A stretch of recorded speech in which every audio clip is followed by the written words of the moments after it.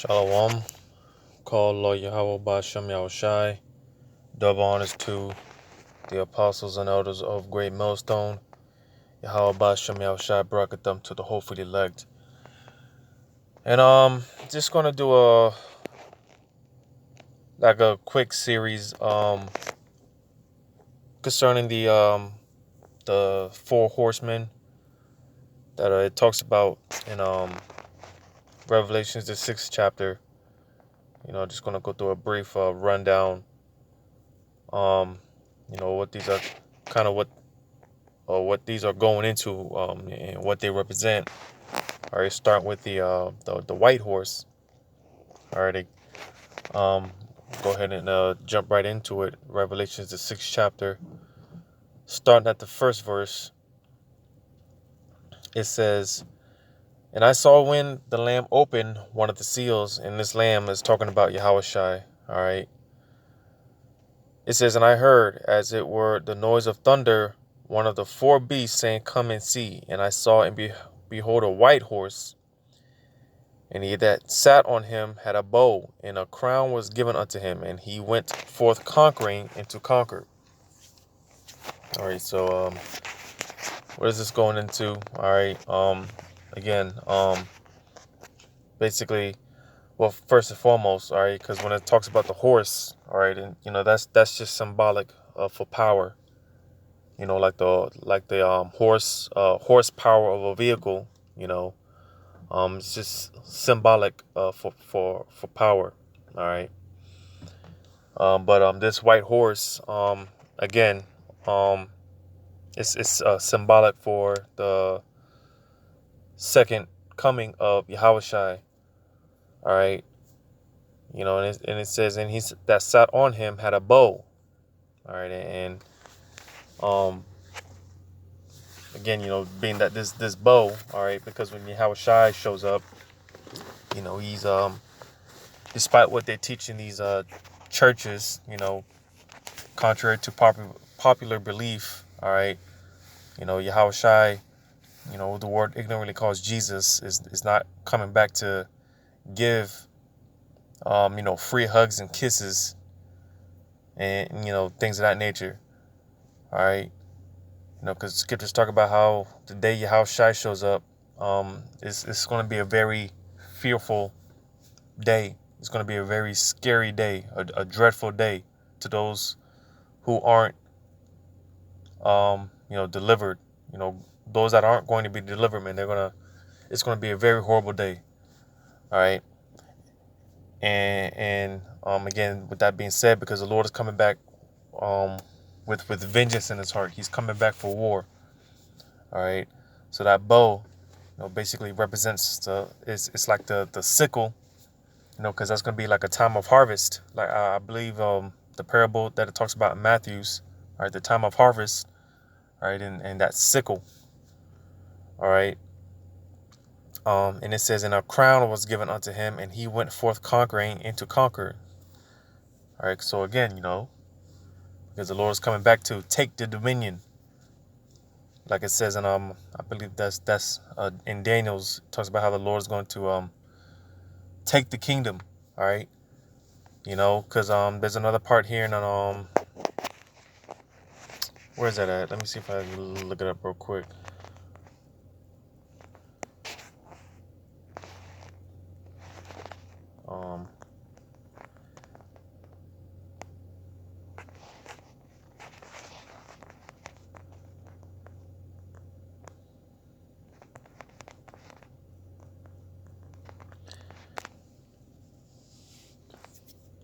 So I'm gonna get this in Revelations 18 and 20. At Revelations 18:21, it says, and a mighty angel took up a stone like a great millstone, and cast it into the sea, saying, Thus with violence shall that great city Babylon be thrown down, and shall be found no more at all. All right, because again, contrary to popular belief, man, the Lord's not coming on basically no hugs and kisses type shit, right? The Lord is coming back with war. All right. And with that being said, all right, because like I said, when the Lord shows up, man, it's going to be a very terrible day for these nations, these heathens. All right. Because, in the midst of World War III, when these nations are fighting each other, that's when the Lord's going to show up. And these other nations, they're going to stop fighting each other, and they're going to, turn basically to fight the common enemy, which is Yahushua, which again, he's going to show up on that white horse, which, that's symbolic for the chariot that the Lord is going to show up with. All right. But nevertheless, because again, I read this because to show that how this placement is going to be taken out violently, because like I mentioned, the Lord is coming to take the dominion, right? He's coming to strip Esau, Edom out of his rulership. And in that, again, because Esau, they're not going away quietly in the night. All right. The Lord's going to put it in their minds in these heathens to fight. All right. And that's why I read the scripture here, I'm going to read it again. Verse 21, it says, "And a mighty angel took up a stone like a great millstone and cast it into the sea, saying, Thus with violence shall that great city Babylon be thrown down." So you see, with violence, this place is going to be taken out. All right, because again, the Lord is coming with vengeance. He's coming to bring war. Or he's coming with that action. When the Lord shows up, man, he's going to be about that action. All right. And again, he's coming to take the dominion. Let me get Revelations 19. And bear with me as I look for this. Because again, that white horse, all right, is symbolic for the chariot. Because the Lord, not only is he coming in his massive chariot, all right, but he's coming with the angels, the many angels and the chariots, the innumerable amount of angels. All right.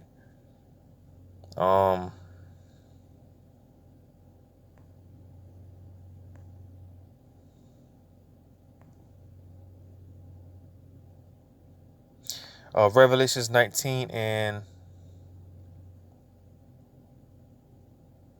11, it says, "And I saw heaven open, and behold, a white horse." So you see, this is that same white horse that we're reading about in Revelations, the 6th chapter. All right, which again it represents a chariot. Again, a horse is symbolic for power. All right, it says, "And he that sat upon him was called Faithful and True, and in righteousness he doeth to judge and make war." So you see the Lord again, because the Lord is coming back with war. He's coming back to fight and to take the kingdom. All right. And he's like, read before me, he's going to strip it. He's going to strip Esau out of rulership. All right. I'll read verse 12. It says, "His eyes were as a flame of fire, and on his head were many crowns." So you see the many crowns. And he had a name written that no man knew but he himself. So again, because the Lord is he's coming he's coming with that. He's bringing that smoke, man. Esau, man, they talk all this talk, man, and they talk a good game, but they don't want that smoke, man. Because again, the Lord's coming with that smoke, man. He's bringing that heat. The scriptures talk about how the second go around, man, when the Lord shows up, man, he's coming in his full glory. He's not coming like a man like he did before. He's not coming in that docile spirit. All right. He's coming in his full glory, and he's going to be about that action. All right. So again, because that's why, when the Lord shows up, man, these nations, man, they're going to be terrified. They're not going to want to fight. But just to show you how bad Yahweh Shem Yahushua is, these nations, they're not going to want to fight. When they see the Lord show up, man, this huge invasion with this huge, massive so-called UFO, all right, and a so-called a big, muscular, masculine, so-called black man, all right, they're going to be terrified. But again, just to show you how bad the Lord is, all right, he's going to put it in their minds to fight him, just like with ancient Egypt, when it talks about how the Lord hardened Pharaoh's heart. All right, the Lord put it in the mind of Pharaoh to, pretty much to go against the Lord. The Lord did that. because the Lord controls all things at the end of the day. So, again, because Esau, man, when they see the Lord, man, they're not going to want to fight, but the Lord's going to put it in their minds to fight. All right. Henceforth, all right, he's going to bring these kingdoms down, and even more so Esau, Edom. All right. So, and this is why it talks about how, with the crowns, taking the rulership back. All right. Because, and this is what kind of inspired me to do this, based off the previous, video that I did concerning the, like with the chemtrails, because I mentioned, Esau and how the Lord gave him dominion, I forgot what precept it was, but I think it was Job 9:24. It talks about the earth is given. Yeah, it talks about how the earth is given, and that might throw some people off. But because I've been wanting to do a lesson, like kind of like a back to the basics lesson dealing with Esau, concerning Esau, Edom, and who the Edomites are, and I was reading Revelations, the 6th chapter, concerning the red horse, and that's what prompted me to just go ahead and do a little series concerning all the just little videos on all the four horsemen. So I'll get to that, but yeah, just sticking to the topic here concerning the white horse. All right, the Lord's coming back to reclaim the kingdom, because like I mentioned before, the earth was given into the hand of the wicked, as it says in Job 9:24. Now the Lord's taking it back. He's taking the dominion back. All right.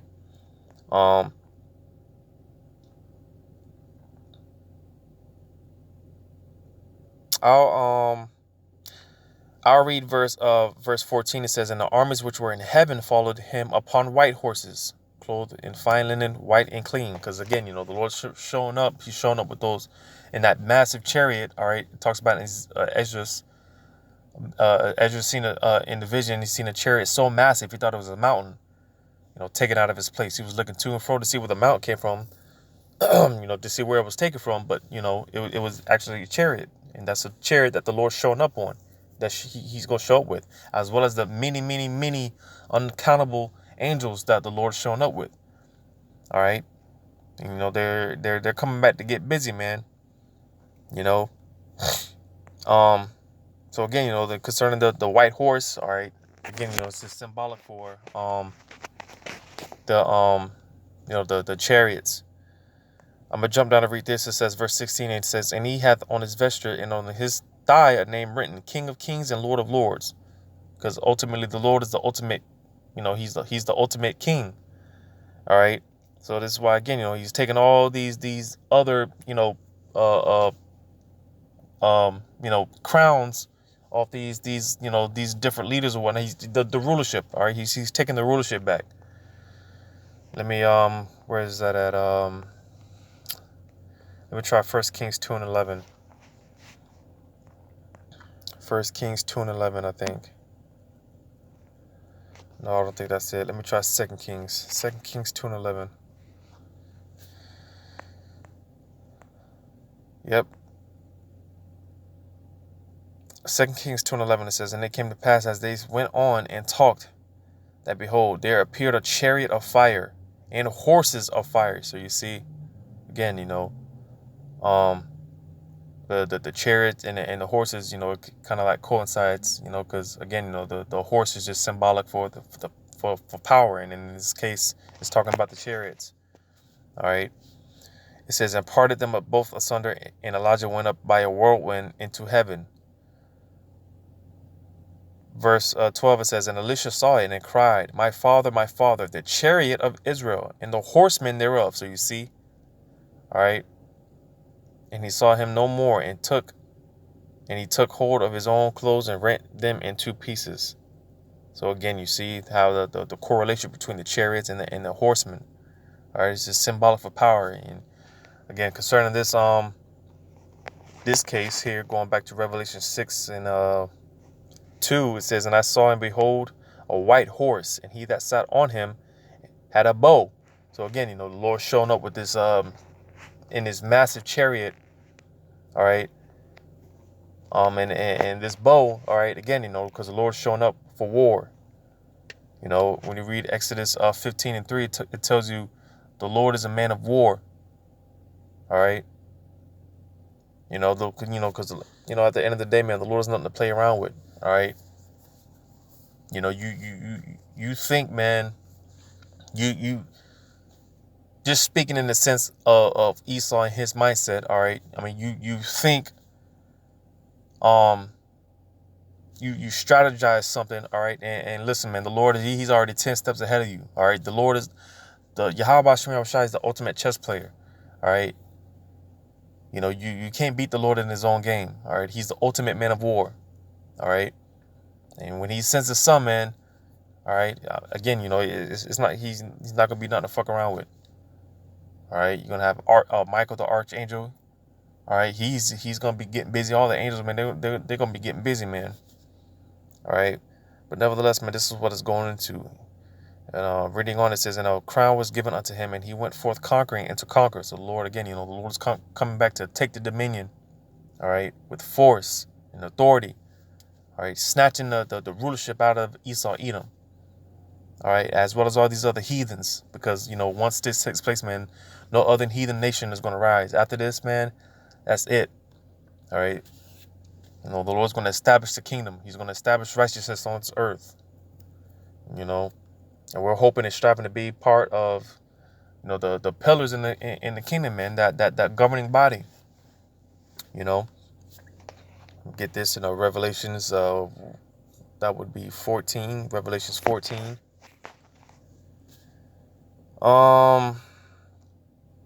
I read this of Revelations 14:1. It says, and I looked, and lo, a lamb stood on the Mount Sion, and with him 144,000, having his father's name written in their forehead. So you see, man, because like I said, we strive to be a part of that 144,000, man, that governing body under the rulership, of course, of our Lord and Savior, our big brother Yahweh Shai. All right, again, because he's that lamb. All right, but let me just look for this.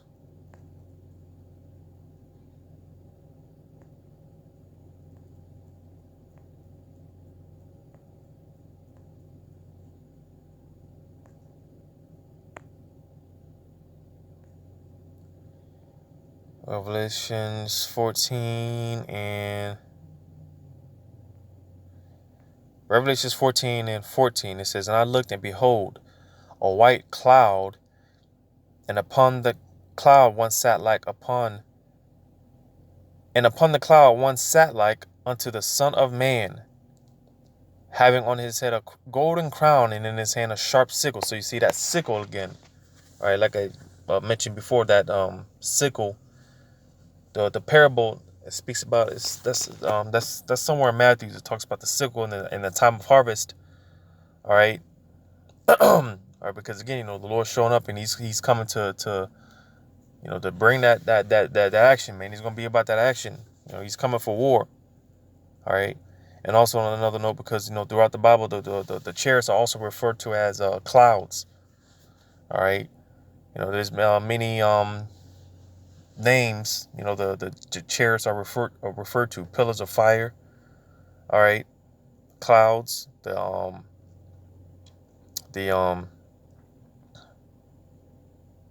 horses, the horsemen. Right. Let me read this. Verse 15. It says, and another angel came out of the temple, crying with a loud voice to him that sat on the cloud, thrust in thy sickle and reap, for the time has come for thee to reap, for the harvest of the earth is ripe. And he that sat on the cloud thrust in his sickle on the earth, and the earth was reaped. So you see, all right. Again, basically all in all, man, the Lord is coming to take the dominion away. From Esau, Edom, first and foremost, and all these other nations. Taking the dominion back and establishing righteousness. And he's showing up in that chariot, that massive chariot, which is, again, going back to Revelation 6. This is that white horse that is referring to. Revelation 6:2. And I saw and behold a white horse, and he that sat on him had a bow, and a crown was given unto him, and he went forth conquering and to conquer. All right. So again, this is what it's going into. The Lord Yahushua showing up in that chariot, coming to take the dominion back, man, and establish righteousness, because like I mentioned in the previous video, man, this cancer, man, it has to be taken out, man. It needs to be taken away, and the only one that can deliver us, the only one that can redeem us is Yahushua. All right. He's our redeemer, and that goes into when you read on down the black horse, right? Which, I'm gonna do that leads into the next video I'm gonna do concerning the black horse, if I'm not mistaken. Slakin, not the black horse. The next horse being the red horse. Then after that is the black horse. But that's something to just look out for. But concerning the white horse, hopefully it was edifying. Once again, I'm gonna give all credit to Yahweh Shema Shai. Double honors to the apostles and elders of Great Millstone. And until next time, I say Lord's will. I say Shalom.